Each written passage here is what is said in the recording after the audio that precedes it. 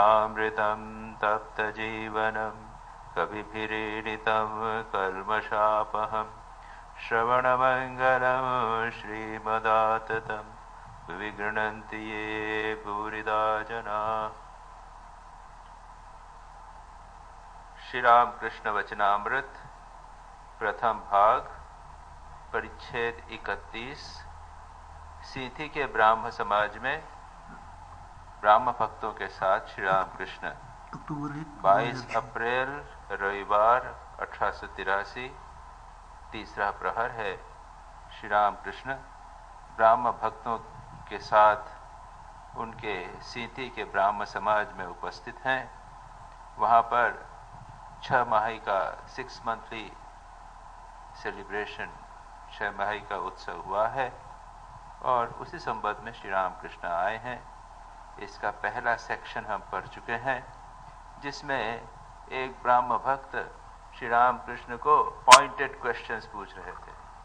खूब तीखे तीखे प्रश्न बार बार पूछ के मानो उनसे काउंटर क्वेश्चन, इंट्रोगेशन जिसे कहते हैं ना, क्रॉस क्वेश्चंस कर कुरा के श्री कृष्ण से बातें निकालने का प्रयत्न कर रहे थे। उन्होंने बड़े अच्छे अच्छे प्रश्न किए थे। उन्होंने कहा था उपाय क्या है। श्री रामकृष्ण जब कहते हैं कि अनुराग और प्रार्थना, तो पूछते हैं कि अनुराग या प्रार्थना, इस तरह की बात करते हैं। उसके बाद में संसार छोड़ना क्या अच्छा है, क्या लोगों को संसार में रहना चाहिए, कैसी स्थिति में संसार छोड़ना होगा, भोग का अंत कब होता है, स्त्री जाति क्या खराब है, इस तरह के बहुत सारे महत्वपूर्ण और पॉइंटेड क्वेश्चंस पूछे गए थे। उसके बाद में एक उपासना हुई। दूसरे सेक्शन में हमने पढ़ा था कि उनकी वर्शिप हुई। उसके बाद में फिर बातचीत कर रहे हैं श्री रामकृष्ण। और यहाँ पर उनके जो आचार्य हैं बेचाराम उपासना कर रहे थे, वे आचार्य उपासना के बाद में श्री रामकृष्ण के पास आकर बैठे और उनसे वार्तालाप करने लगे। और श्री रामकृष्ण यहाँ पर अपनी इच्छा से बातचीत कर रहे हैं। श्री रामकृष्ण स्वयं बातचीत कर रहे हैं। वह कोई क्वेश्चन आंसर्स नहीं हो रहा है, प्रश्नोत्तर यहाँ पर नहीं हो रहा है। और श्री रामकृष्ण जो बात कर रहे हैं, वो उनका जो एक प्रिय विषय था वह था ईश्वर के, भगवान के स्वरूप के संबंध में विचार। श्री रामकृष्ण के उपदेशों में आप देखेंगे, अगर उनके श्री रामकृष्ण के उपदेशों को समराइज किया जाए उनकी अनुभूति के आधार पर, तो संक्षेप में होंगे। सबसे पहला है ईश्वर है। उन्होंने अपने जीवन से सिद्ध किया, साक्षात प्रत्यक्ष अनुभव के द्वारा, अपरोक्षानुभूति के द्वारा कि ईश्वर है। दूसरा है ईश्वर को देखा जा सकता है। ईश्वर है ही नहीं, लेकिन अनुभूति का विषय बनाया जा सकता है, सभी कर सकते हैं। तीसरा वो कहते हैं जीवन का उद्देश्य है ईश्वर दर्शन। और चौथा साधना। कौन सी साधना, किसके द्वारा ईश्वर का दर्शन किया जा सके, तो श्री रामकृष्ण बताते हैं कई उपाय हैं। जो तो मत तो वत, जितने मत उतने पथ, और व्याकुलता के द्वारा, तीव्रता के द्वारा, तीव्र जिसे कहते हैं आवश्यकता अगर हो तो ईश्वर के को पाया जा सकता है। संक्षेप में श्री रामकृष्ण के उपदेशों का ये सार है। और श्री रामकृष्ण के वचनामृत को जब आप पढ़ेंगे तो यह बात बार बार प्रत्येक पृष्ठ पर आपको इस बात को देखने को मिलेगी किसी न किसी प्रकार से। तो यहाँ पर जो विषय हो रहा है वह है ईश्वर का स्वरूप, ईश्वर कैसा है। और इसलिए श्री रामकृष्ण कहते हैं, इस बात पर जोर देते हैं कि जिससे जो धर्म में जो कट्टरता आज के जमाने में है वो दूर हो सके। आज से 100 साल पहले कहा था और आज भी वही सब परिस्थिति चल रही है। श्री रामकृष्ण ने वह बात उस समय कही थी। उन्होंने अनुभव किया था कि लोगों के मन में कट्टरता है, और ब्राह्म समाज के लोग मानते थे कि ईश्वर जो है वह निराकार है, उसका आकार नहीं हो सकता, वह मूर्ति धारण नहीं कर सकता, वह किसी अवतार का रूप में नहीं आ सकता। वह निराकार है लेकिन सगुण है, गुण वाला है। वह कृपा करता है, दया करता है, सर्वशक्तिमान है, भक्तों के साथ संबंध स्थापित कर सकता है। यह जो सेमेटिक रिलीजन्स, इस्लाम और ईसाई धर्म में भी यही मान्यता है, गॉड द फादर या गॉड द जज, लेकिन वह निराकार है, उसका आकार नहीं, फॉर्म नहीं। तो श्री राम कृष्ण यह बताना चाहते हैं कि नहीं, भगवान का साकार रूप भी हो सकता है। श्री राम कृष्ण का एक नया योगदान, ईश्वर निराकार भी हो सकता है और ईश्वर साकार भी हो सकता है, फॉर्म भी ले सकता है। और कई बार लगता है कि ये दोनों विरोधी चीजें कैसे हो सकती हैं। श्री रामकृष्ण अनेक दृष्टांतों के द्वारा इस चीज को समझाते हैं, और अगर एक बात, यह बात मन पर अच्छी तरह बैठ जाए, हम समझने लग जावे, तो हमारे जो झगड़ा होता है वह दूर हो सकता है। तो श्री रामकृष्ण बातचीत कर रहे हैं, वो कहते हैं अच्छा, निराकार भी सत्य है और साकार भी सत्य है, आपका क्या मत? आचार्य से पूछ रहे हैं। आचार्य भी कहते हैं, बड़ी अच्छी बात कहते हैं, वे कहते हैं निराकार मानो इलेक्ट्रिक करंट का, बिजली का प्रवाह है, आंखों से देखा नहीं जाता परंतु ये अनुभव किया जाता है। याद रखिए, ये ब्राह्मण लोग जो है वो निराकारवादी, तो वो उन्होंने निराकार का तो पक्ष लिया और उन्होंने कहा कि जिस प्रकार ये इलेक्ट्रिसिटी है उसका मैनिफेस्टेशन हो रहा है, उसका अभिव्यक्ति हो रही है पंखे और लाइट में, लेकिन जो इलेक्ट्रिसिटी वायर में है उसको आप नहीं देख सकते, लेकिन अगर आप छू दें तो करंट लग सकता है। इससे यह सिद्ध हुआ कि इलेक्ट्रिसिटी है लेकिन हम देख नहीं पा रहे हैं। जब बिजली होगा, ये जब चलेगा, फ्रिज चलेगा, तब पता चलेगा कि हाँ बिजली है, इलेक्ट्रिसिटी है। इस प्रकार से निराकार ईश्वर के सत्ता का यहाँ पर एक प्रमाण दिया गया, एक अनुमान के द्वारा बताया गया कि जिस प्रकार इलेक्ट्रिसिटी को हम देख नहीं सकते, उसी प्रकार से निर्गुण निराकार ब्रह्म जो है उसको नहीं देख सकते। लेकिन ये जो आचार्य है उन्होंने साकार के बारे में कुछ नहीं कहा। श्री रामकृष्ण आगे कहते हैं हाँ, दोनों ही सत्य हैं, साकार और निराकार दोनों सत्य हैं। केवल निराकार कहना कैसा है जानते हो? जैसे शहनाई के 7 छेद रहते हुए भी एक व्यक्ति केवल पौ करता है, परंतु दूसरे को देखो कितनी राग रागनियां बजाता है। उसी प्रकार साकारवादी ईश्वर का कितने भावों में आस्वादन लेता है, शांत, दास्य, सख्य, वात्सल्य और मधुर अनेक भावों से आस्वादन लेता है। श्री रामकृष्ण के पास दृष्टांतों का भंडार है, और यहां पर हम जब देखेंगे इसके बारे में, प्रत्येक वाक्य के साथ में एक दृष्टांत के द्वारा वो समझाने का प्रयत्न करते हैं। कहते हैं जैसे आपने शहनाई आपने देखी होगी, शहनाई जब बजाते हैं तो एक आदमी केवल लंबी एक वो पो करता रहा, वो क्या है, स्वर लगाता रहता है, वो पो सा लगा रखा है, और दूसरा आदमी शहनाई के 7 स्वरों में पूरी शहनाई बजाता है। तो ये पौ क्या है, ये मानो निराकार, एक, उसमें और कुछ नहीं है। लेकिन साकार जो है उसके साथ हमारा संबंध स्थापित हो सकता है। साकार भगवान के साथ में हम भगवान को अपना स्वामी बता सकते हैं। हम उनके शिष्य हो, उनके दास हो गए। जैसे हनुमान और राम का संबंध, हनुमान स्वामी है, राम दास है, उनके चरणों में बैठे उनकी सेवा कर रहे। तो ये हुआ दास्य भाव। उसके बाद में शांत भाव ऋषियों का होता था। ऋषि शांत रूप से भगवान का स्मरण कर रहे हैं, कोई विशेष भाव नहीं। वे निराकार हो या साकार हो, ऋषियों का एक भाव रहता था। तीसरा है सख्य भाव, भगवान के साथ में उनको मित्र बनाना।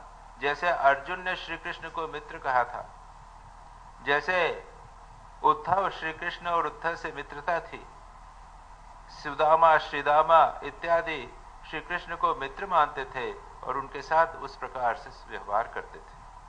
तो ये मित्र भाव का हुआ। चौथा है वात्सल्य भाव। वात्सल्य भाव जैसा यशोदा का था। यशोदा, नंद बाबा, श्री कृष्ण को अपना पुत्र समझते थे और उसकी तरह व्यवहार करते थे। यशोदा को लगता था कि मैं नहीं रहूंगी तो इसको कृष्ण कौन देखेगा, कौन खाना खिलाएगा। वात्सल्य भाव। फिर है मधुर भाव।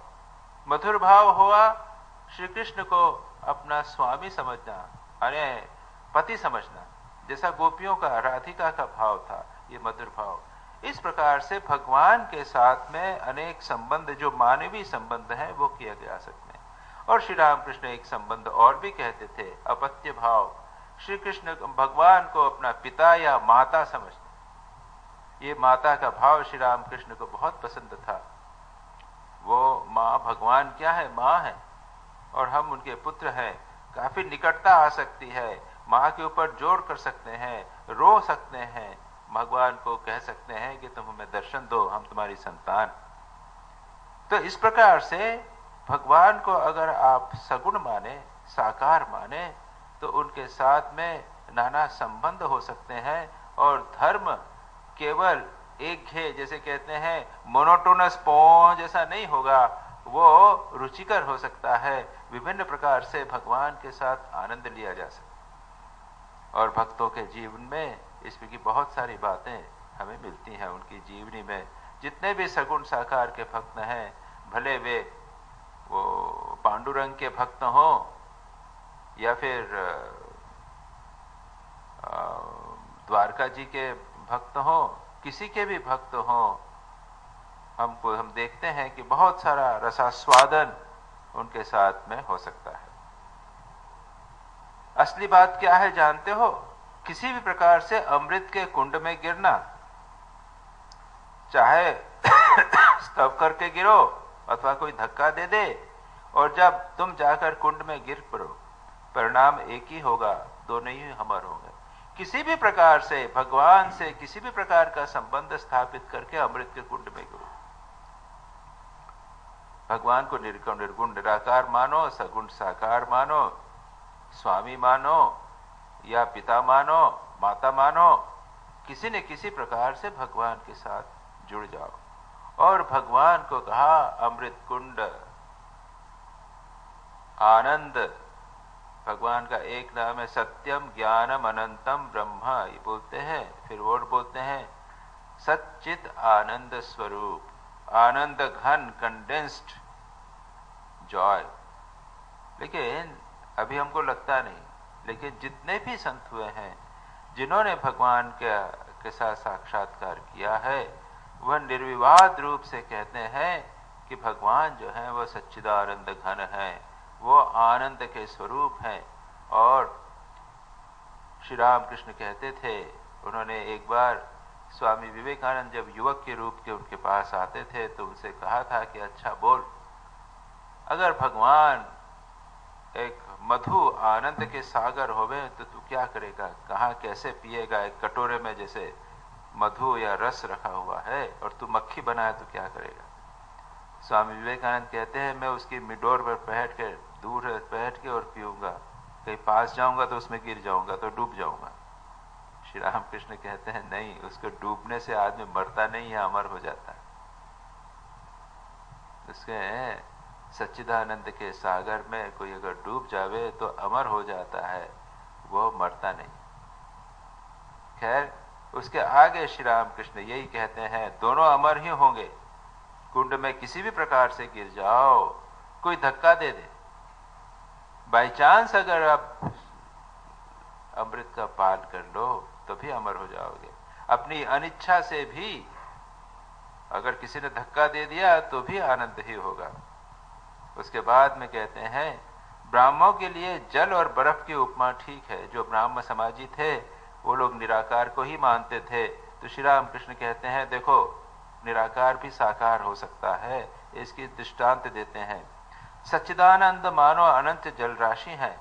महासागर का जल ठंडे प्रदेश में स्थान स्थान पर जिस प्रकार बर्फ का आकार धारण कर लेता है, उसी प्रकार भक्त रूपी ठंड से वे सच्चिदानंद भक्त के लिए साकार रूप धारण करते हैं। ऋषियों ने उस अतीन्द्रिय चिन्मय रूप का दर्शन किया था और उनके साथ वार्तालाप किया था। भक्त के प्रेम के शरूर भाव भागवती तनु द्वारा चिन्मय रूप का दर्शन होता है। अब श्री रामकृष्ण इसको कहते हैं कि जैसे बर्फ है, हम जानते हैं नॉर्थ पोल के पास में, ग्रीनलैंड के पास में, साउथ पोल के पास में, यहां पर क्या है कि बर्फ जमी रहती है। तो बाद में श्री रामकृष्ण और भी आएंगे, वो कहते हैं कई जगह पे बर्फ हमेशा जमी रहती। तो कैसे हुआ? अगर पानी को आप बहुत ठंडा कर दो तो क्या होगा, वहां पे वो आइसबर्ग बन जाएगा, बर्फ बन जाएगा, वह एक रूप धारण कर लेगा। ठीक उसी प्रकार से श्री रामकृष्ण कहते हैं कि भक्ति रूपी ठंड से वे सच्चिदानंद निर्गुण निराकार ब्रह्म भक्त के लिए साकार रूप धारण कर देगा। भक्त अगर राम का उपासक है तो भगवान राम का रूप धारण करके आते हैं, अगर कृष्ण का उपासक है तो भगवान कृष्ण का रूप धारण करते हैं। और ऋषियों ने उस अतीन्द्रिय चिन्मय रूप का दर्शन किया था और साथ में वार्तालाप किया था। यह रूप का दर्शन होता कैसे है? श्री रामकृष्ण कहते हैं भक्त के प्रेम के शरीर भागवती तनु द्वारा इस चिन्मय रूप का दर्शन होता है। इसका रूप का दर्शन, उसके लिए दर्शन करने के लिए एक दूसरे प्रकार का शरीर होना चाहिए। जैसे भगवान ने अर्जुन से कहा था कि तुम मेरे रूप का दर्शन ऐसे नहीं कर सकोगे, इन मानवीय चक्षुओं से तुम रूप का दर्शन नहीं कर सकोगे। दिव्यम ददामि ते चक्षु, तुमको मैं दिव्य चक्षु प्रदान करूंगा।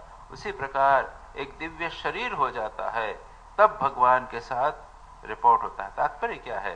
तात्पर्य यह है कि भक्त का जो रोम रोम है सब परिवर्तित हो जाता है। ये तो फिजियोलॉजी और साइकोलॉजी, मनोविज्ञान और शरीर रचना के द्वारा, शास्त्र के द्वारा सिद्ध किया जा सकता है कि हमारा मन का प्रभाव शरीर पर पड़ता है और धीरे धीरे धीरे हमारा शरीर परिवर्तित होने लग जाता है। अगर कोई व्यक्ति निरंतर भगवत चिंतन करें तो आप देखेंगे 5 साल पहले जिसका चेहरा था वो बदल जाएगा, 10 साल में चेहरा बदल जाता है, सौम्य चेहरा हो जाता है। स्वामी विवेकानंद तो कहा था, एक बार किसी फकीर को देखा था, मुसलमान फकीर को, उन्होंने कहा था कि इसके चेहरे की एक एक लाइन बताती है कि ये जीवन मुक्त है, ये सिद्ध पुरुष है, उसके चेहरे की एक एक लाइन बताती है। तो यह भी एक महत्वपूर्ण बात है। श्री रामकृष्ण के जीवन में तो श्री रामकृष्ण का जीवन उन्होंने इतनी तीव्र साधना की थी कि उनकी फिजियोलॉजी चेंज हो गई थी, उनका शरीर की रचना और शरीर का कार्यकलाप चेंज हो गया था, बदल गया था। वो अगर नींद में भी, अनजाने में भी किसी धातु को, पैसे को स्पर्श नहीं कर सकते थे, उनके रिफ्लेक्स एक्शन होता था, उससे उनके हाथ जो है वो यदि छूने जाए तो हाथ उनको लगता था कि मानो बिच्छू ने काट लिया। तात्पर्य यह है कि मन का प्रभाव शरीर पर होता है और अगर इस प्रकार का होता है, धीरे धीरे धीरे मानव का सारा शरीर परिवर्तित हो जाता है। जो सात्विक चिंतन करे, सात्विक आहार करे तो उसका सारा शरीर सात्विक हो जाता है। चिंतन ही नहीं, उसका व्यवहार भी सात्विक हो जाता है। ऐसा व्यक्ति अनजाने में भी, बिना जाने भी असत्य नहीं बोल सकता, बिना जाने संग्रह नहीं कर सकता। और श्री रामकृष्ण के जीवन में बहुत सारी घटनाएं जिनके माध्यम से यह बात सिद्ध होती है। इसके विस्तार में हम नहीं जाएंगे, लेकिन महत्वपूर्ण बात है जिसे श्री रामकृष्ण कहते हैं भागवती तनु द्वारा इस चिन्मय रूप का दर्शन होता है। और सच पूछा जाए तो आध्यात्मिक जीवन का, साधना का लक्ष्य यह है कि हमारे शरीर को मानवीय तनु से बदलकर भागवती तनु बना देना, एक सारे शरीर मन को पूरी तरह परिवर्तित कर देना।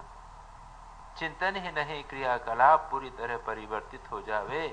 और ये साधन सापेक्ष है, बार बार निरंतर करते करते चिंतन की, अभ्यास की, शारीरिक क्रिया की एक अभ्यास हो जाता है, उसका परिवर्तन हो जाता है। चिंतन व्यक्ति एक प्रकार का शुभ चिंतन ही करता है और शुभ आचरण ही करता है, और ऐसा अभ्यास हो जाता है कि अनजाने में भी वो नहीं कर पाता। इसको कहते हैं भागवती तनु। यह है एक प्रकार से आध्यात्मिक जीवन का उद्देश्य। जब श्री रामकृष्ण कहते हैं, ये एक बहुत महत्वपूर्ण बात है, जब श्री रामकृष्ण कहते हैं कि भागवती धनु होता है, भागवती तनु से चिन्मय रूप का दर्शन होता है, मतलब यह है कि सामान्य चक्षुओं से नहीं होता। मतलब यह है कि भगवान का दर्शन करना, ईश्वर दर्शन जीवन का उद्देश्य, ये कहते हैं ईश्वर दर्शन जीवन का उद्देश्य। तो याद रखिए कि जीवन का उद्देश्य आप सामान्य मन से, सामान्य शरीर से नहीं कर सकते। दूसरे शब्दों में हमारे समग्र व्यक्तित्व को, समस्त चरित्र को, समाज, शरीर और मन को पूरी तरह परिवर्तित करना ही जीवन का उद्देश्य। To become divine, to manifest the divinity within, जो स्वामी विवेकानंद कहते थे, वही जीवन का उद्देश्य। फिर श्री रामकृष्ण आगे कहते हैं, फिर है ब्रह्म अवांग मनस गोचरम, ज्ञान रूपी सूर्य के ताप से साकार बर्फ गल जाती है। ब्रह्म के बाद, ब्रह्म ज्ञान के बाद, निर्विकल्प समाधि के बाद फिर वही अनंत वाक्य मन से अतीत अरूप निराकार ब्रह्म। अभी तो कहा कि हिम से, ठंड से बर्फ जम जाती है।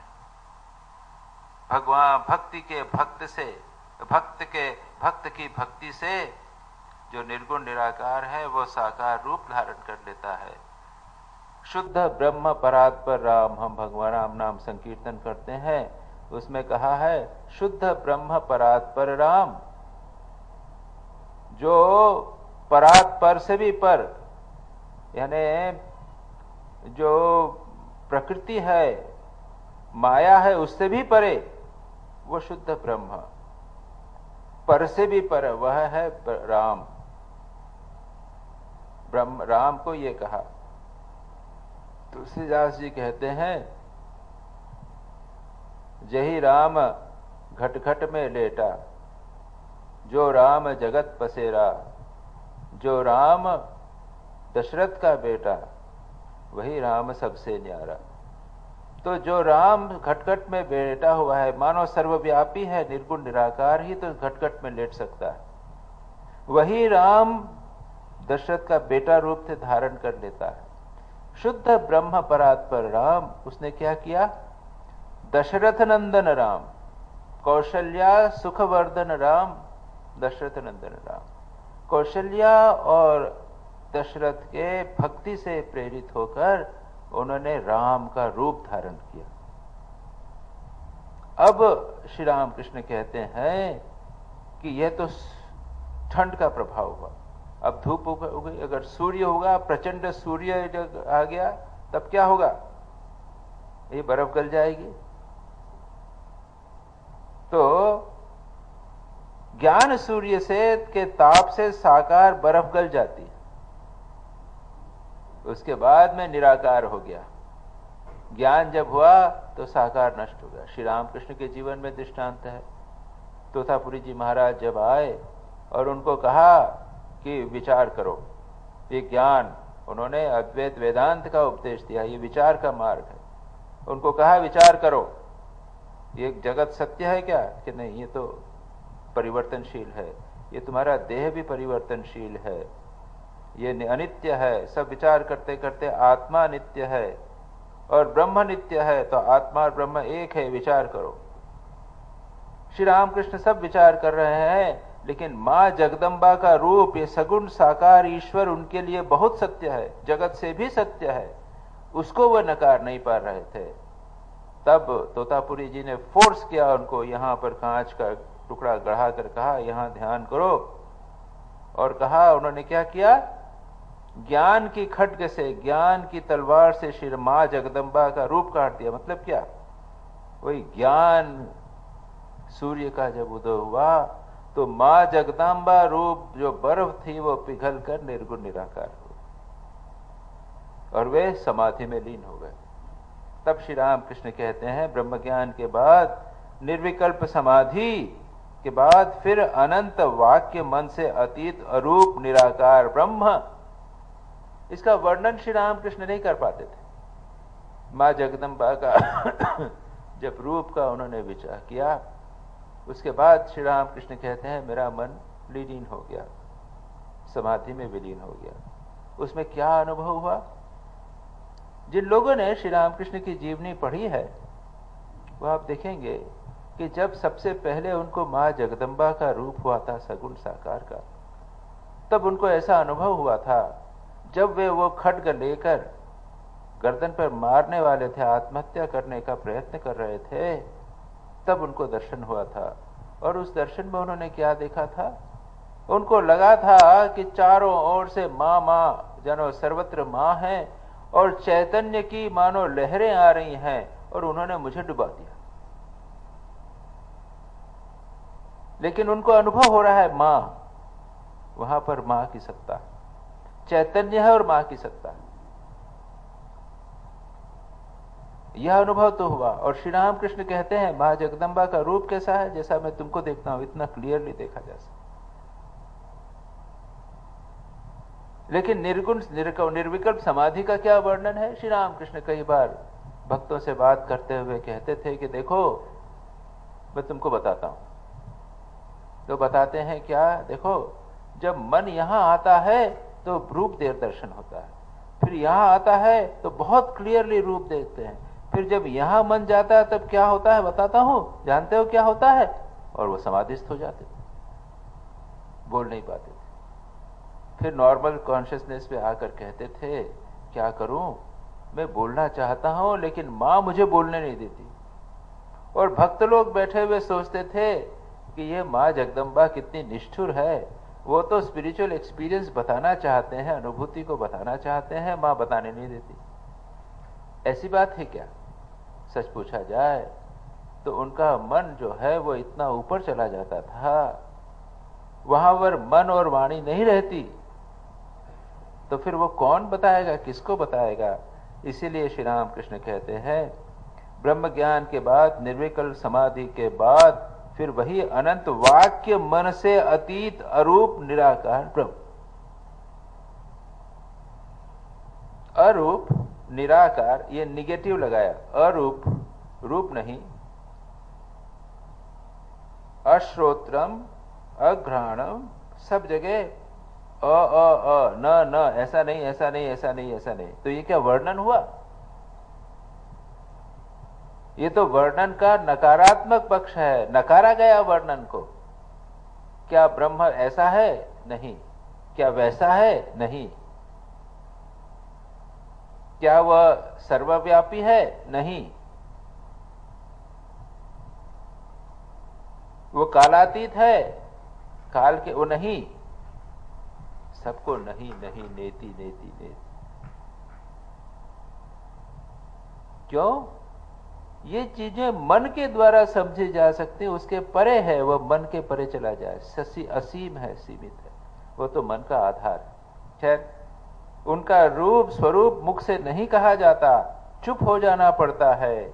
मुख से कहकर अनंत को कौन समझाएगा? पक्षी जितना ही ऊपर उठता है उससे और भी है।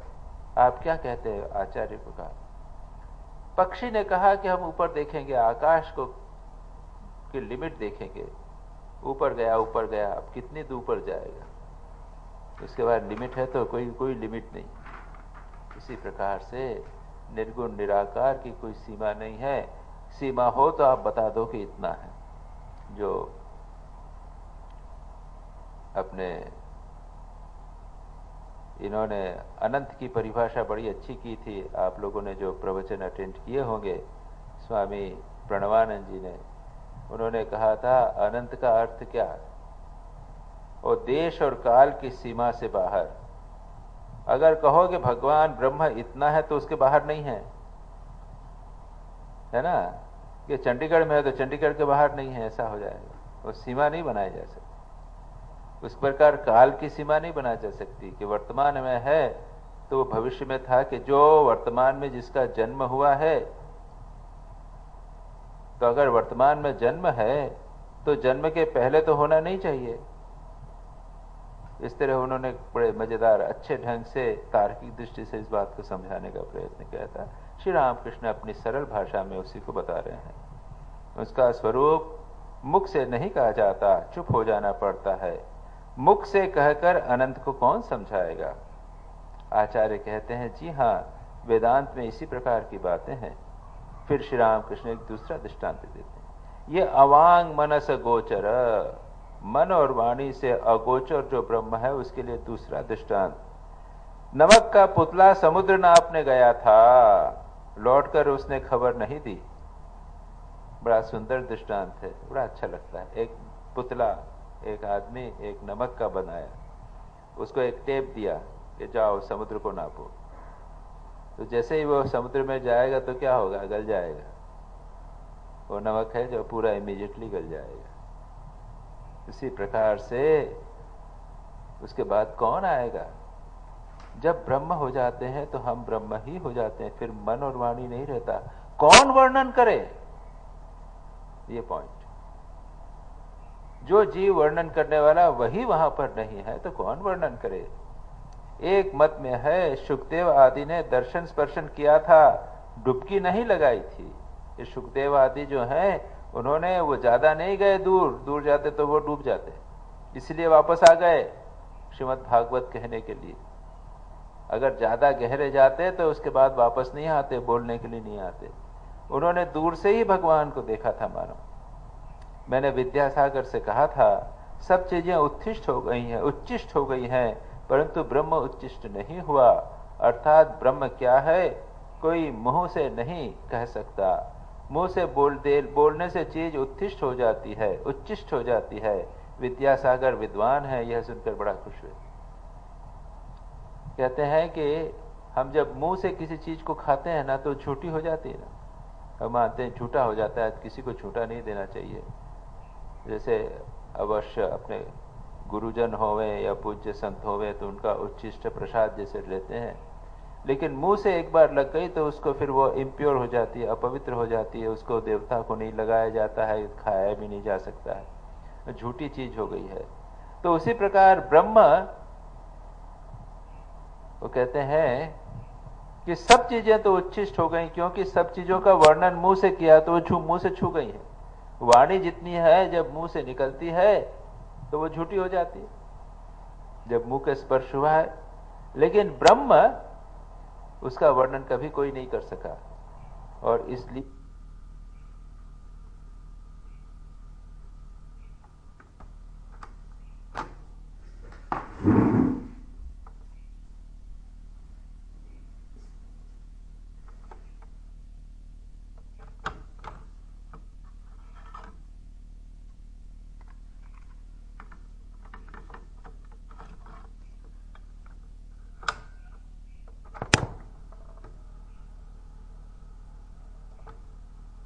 समझाएगा कौन? उसी बात को विभिन्न दृष्टांतों के द्वारा समझा रहे हैं। 7 फाटकों से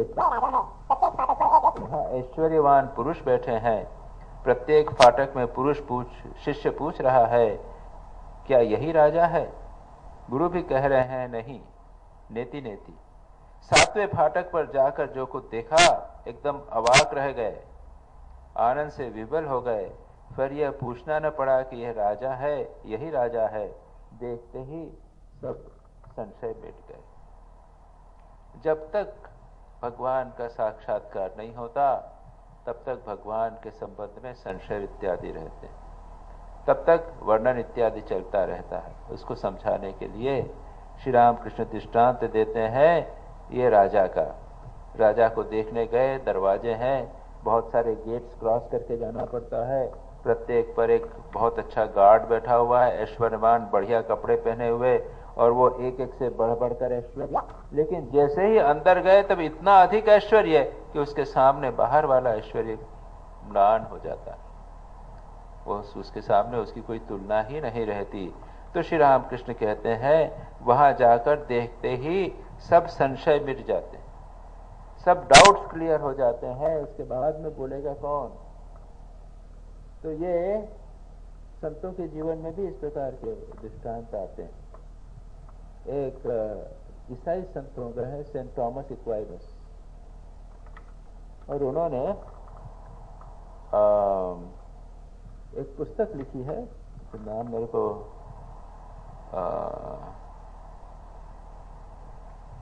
सम्मा थियोलॉजिका या ऐसी लिखी हुई है। उन्होंने ईसाई सिद्धांत के ऊपर उन्होंने एक बहुत महत्वपूर्ण पुस्तक लिखी है, माध्यम से जो ईसाई धर्मशास्त्र के धर्म की मानो एक भित्ति है,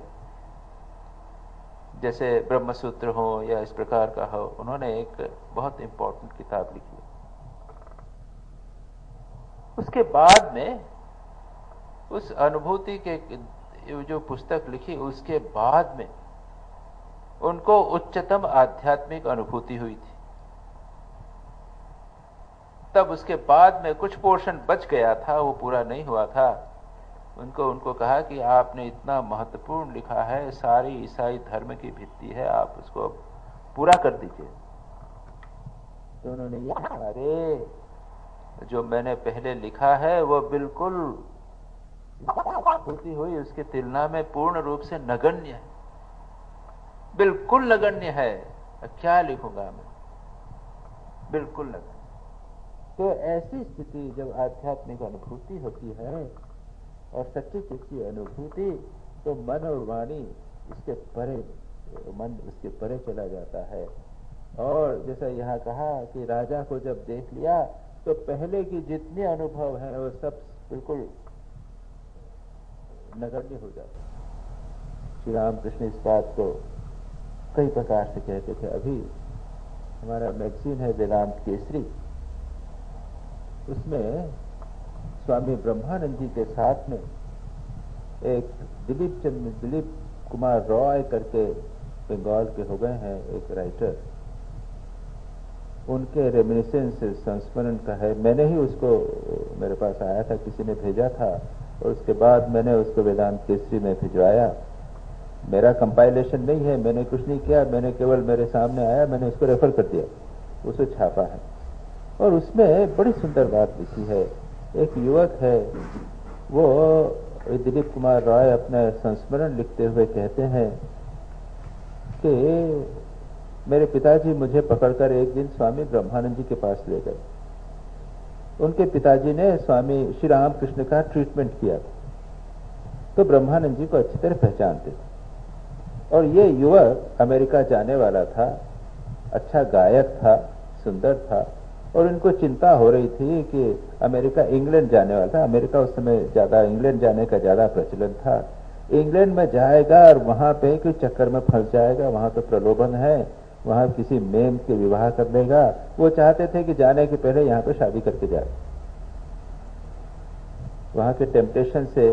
तो उन्होंने कहा चलो ब्रह्मानंद जी के पास चलो, तुमको मैं ले जाता हूँ, बहुत ऊंचे संत हैं, वो सब मन की बातें जानते हैं, सब कुछ जानते हैं, तुम चलो। और ये दिलीप कुमार राय ने भी ब्रह्मानंद जी के बारे में खूब सुन रखा था, जानते थे कि वो बहुत उच्च संत हैं, श्री रामकृष्ण के मानस पुत्र हैं।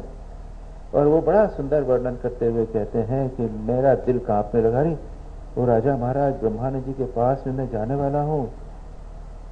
वह गए, तो जैसे ही वहां पर गए तो उनके दादा, पिताजी नहीं, उनके दादा प्रताप बाबू जैसे ही पहुंचे ब्रह्मानंद जी के पास में, बलराम मंदिर में ब्रह्मानंद जी थे, तो पहुंचते ही ब्रह्मानंद जी ने उनको रिसीव किया। आओ आओ प्रताप बाबू, प्रताप बाबू, अरे क्या बहुत अच्छी बात है, अरे अरे बहुत दिनों बाद आए तुम, आओ आओ आओ आओ, बड़े खुश हुए। दोनों देर, कुछ देर तक गप होती रही।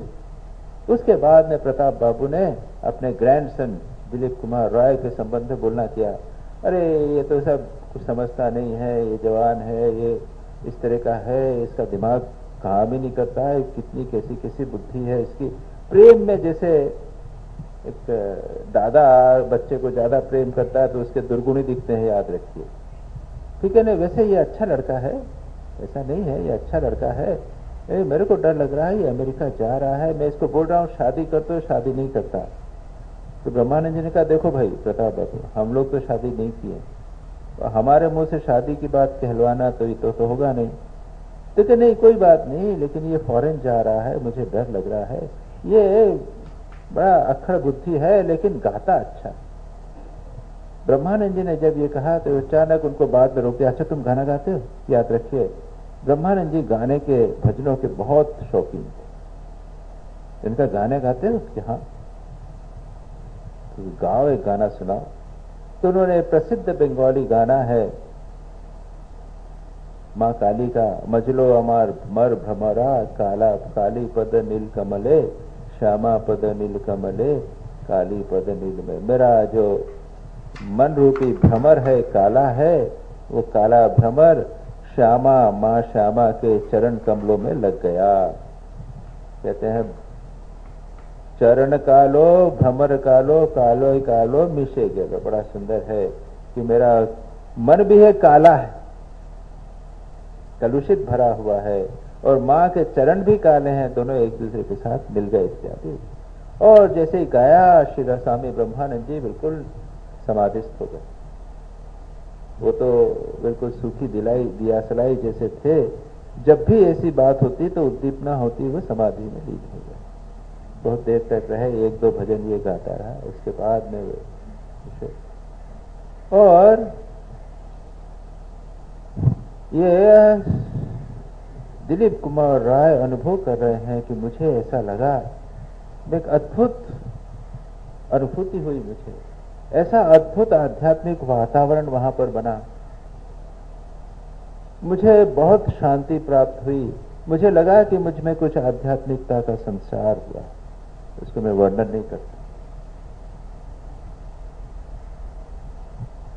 और उसके बाद में उन्होंने उनके दादा को कहा कि चिंता मत करो, मुझे स्पष्ट लगा है कि इसको श्री राम कृष्ण की कृपा है, इसके ऊपर श्री राम कृष्ण सदा रक्षा कर रहे हैं इत्यादि। मैं जिस बात को कहना चाह रहा हूं वो यह है कि हम सामान्य जीवन में जो जीते हैं उससे अलग आध्यात्मिक राज्य एक ऐसा है जिसका वर्णन नहीं किया जा सकता, लेकिन वही जीवन का सार तत्व है, जिसका अनुभव स्वामी ब्रह्मानंद जी ने इस युवक को उस समय दिलाया। और उसने कहा कि ये सारे जीवन मेरे साथ बना रहा। मैंने पूछा कि कुछ आप उपदेश दीजिए, तो उन्होंने कहा कि याद रखना, बस याद रखो। तो क्या याद रखो? तो उनका जो स्मरण मनन जिसे हम कहते ना, भगवान को याद रखना। जब कहीं भी जाओ करो, याद रखो कि भगवान तुम्हारे साथ में है और तुम पर भगवान की कृपा है, भगवान तुम्हारी रक्षा कर रहे हैं, इतना बस याद रखो। जिसको हम कहते हैं स्मरण मनन। ध्यान करते समय तो केवल हम थोड़ी देर बैठकर भगवान का ध्यान करते हैं, लेकिन यह ध्यान उठते बैठते चलते फिरते सब समय भगवान का स्मरण मनन किसी न किसी प्रकार से होते रहना चाहिए। ये महत्वपूर्ण बात है। बहुत ही सुंदर एक छोटे से में एक तो आध्यात्मिक अनुभूति की चर्चा है वहां पर, जो इस सामान्य अनुभवों से भिन्न है, और दूसरा एक छोटी सी साधना है कि निरंतर हमें चलते फिरते उठते बैठते भगवान का स्मरण बनाए रखना चाहिए। तो यहाँ मैंने इस संदर्भ में कहा था कि जब वो आध्यात्मिक अनुभूति होती है तो उसकी तुलना किसी भी सांसारिक अनुभूति से नहीं हो सकती, और वह जब होती है तो उसके बाद में फिर संसार जो है उसका रस चला जाता है। वो अंतिम राजा को देखने के बाद में बाहर बैठे हुए जितने ऐश्वर्यवान व्यक्ति हैं वो सब म्लान हो जाते हैं। आचार्य अब इसके आगे पढ़ते हैं। आचार्य ने कहा, जी हाँ, वेदांत में ये सब प्रकार की बातें लिखी हुई है।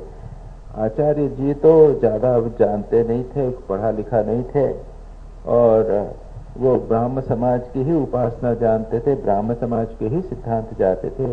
वे श्री रामकृष्ण के हाँ में हाँ मिला रहे हैं। श्री रामकृष्ण बोल रहे हैं, वो कहते हैं, जब श्री रामकृष्ण कहते हैं जब वे स्थिति प्रलय करते हैं तब उन्हें हम सगुण ब्रह्म आद्या शक्ति कहते हैं।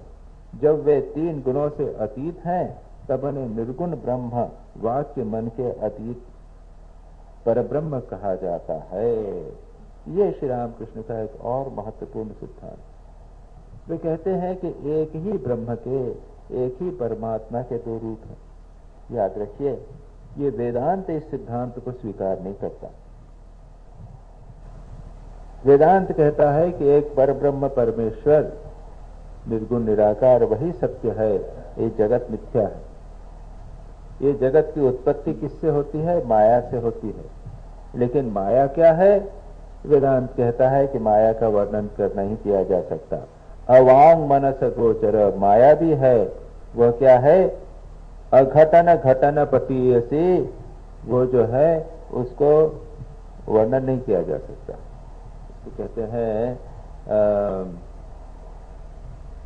अनिर्वचनीय रूपा, महा अद्भुता अनिर्वचनीय रूपा।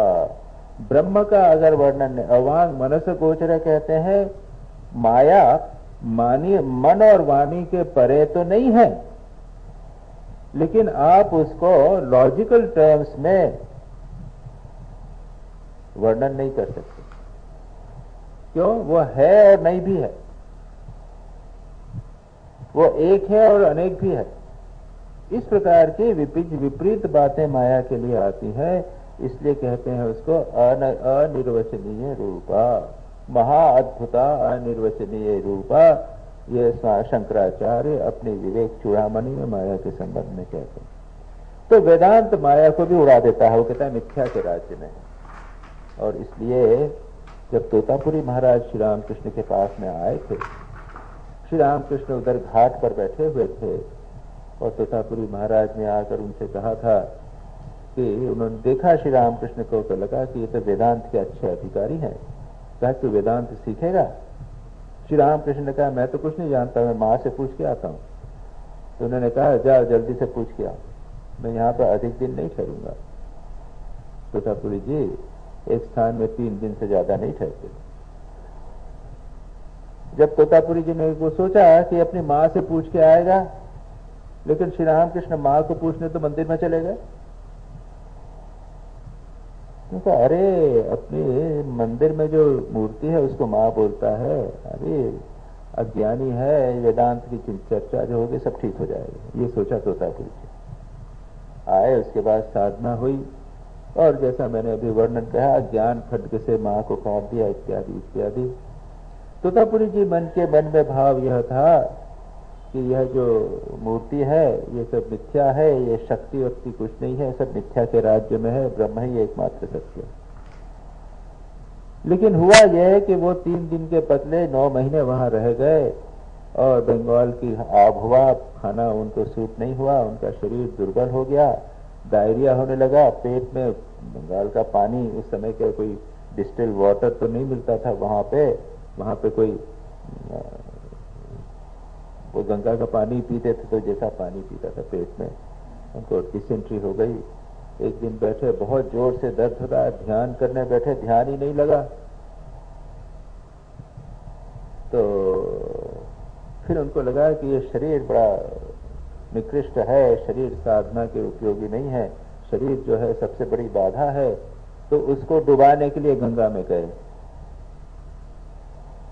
लेकिन याद रखिए, या बंगाल में कलकत्ता की गंगा आप लोगों ने यदि देखी हो तो पता होगा कि वो ऑर्डिनरी नदी नहीं है, यहाँ की घग्घर जैसी समझ मत चले। यहाँ की वो जो आपकी दूसरी नदियाँ भी जो है ना, झेलम और ये जो कुछ नदियाँ यहाँ से वहाँ का आपको दिखे, सतलज झेलम ऐसी भी कुछ नहीं है। वो है गंगा जो वहाँ की है, वो 1 मीटर चौड़ी और गहराई की तो बात छोड़ दी। उस गंगा में वो एक किनारे से दूसरे किनारे तक निकल गए, डूबने को पानी नहीं मिला। और तब कह उठे ये कैसी देवी माया। उनको अनुभव हुआ कि मुझे अपने शरीर को त्याग करने का भी अधिकार नहीं,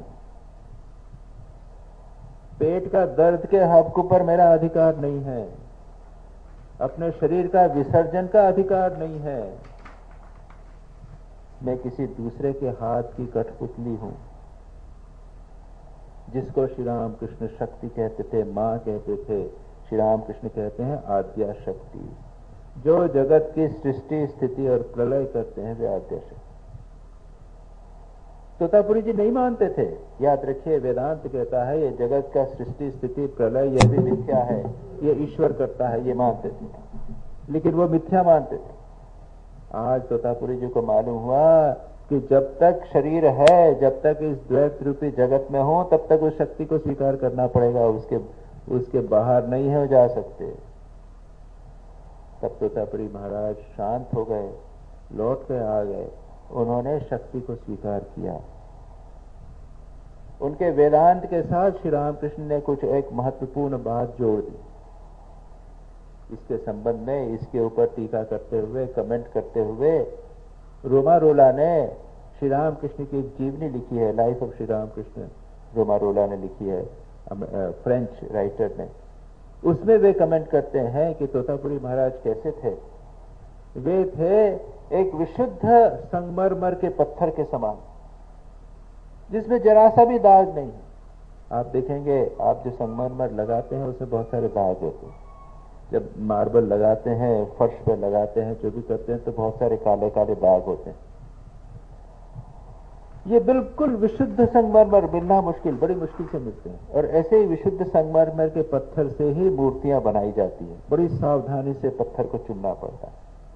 बनारस में अद्वैत आश्रम नामक हमारा जो आश्रम है, वहां पर श्री रामकृष्ण की एक मूर्ति है, संगमरमर की मूर्ति है।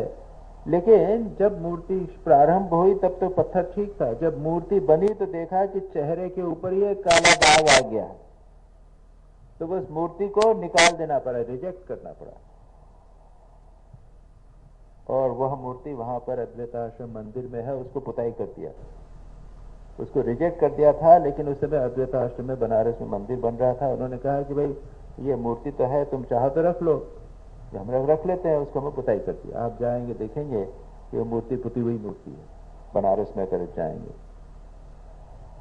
उसकी प्राण प्रतिष्ठा भी नहीं हुई है, लेकिन लोग पूजा करते हैं। जो भी हो, तात्पर्य यह है कि तोतापुरी का चरित्र उन्होंने बताया बिल्कुल विशुद्ध संगमरमर के पत्थर के समान, उसका अपना गौरव है।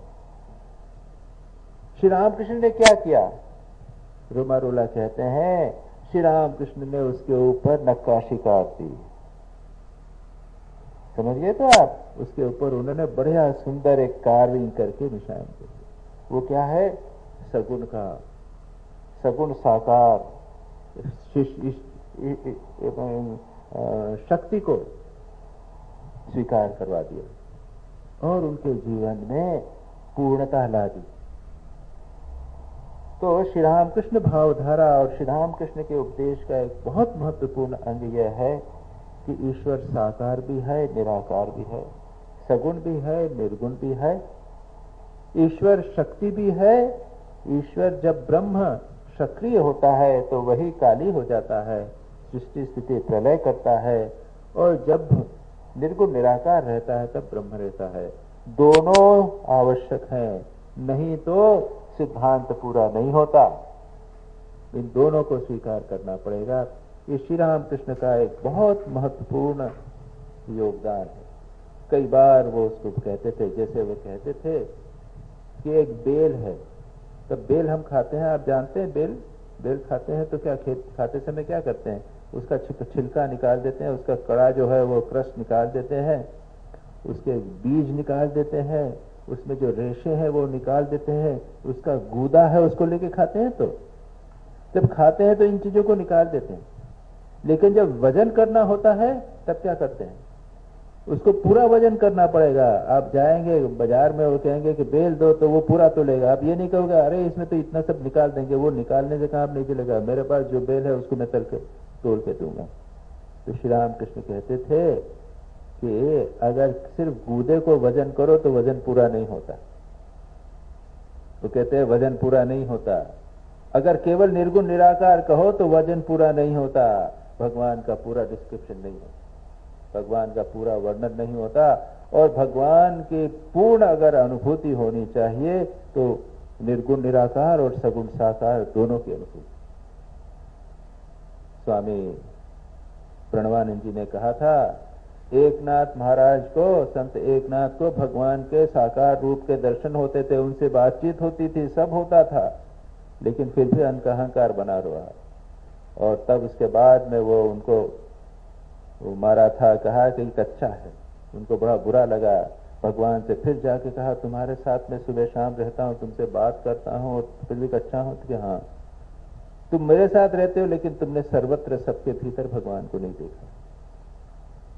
तो भगवान का सामने बैठे दर्शन, उसके बाद भगवान का सर्वत्र दर्शन, और उसके बाद मैंने टीका करते हुए कहा था कि निर्गुण निराकार, और उसके बाद अवतार के रूप में भगवान को भी जानना, ये सब होता है तब तक भगवान का पूरा रूप होता है।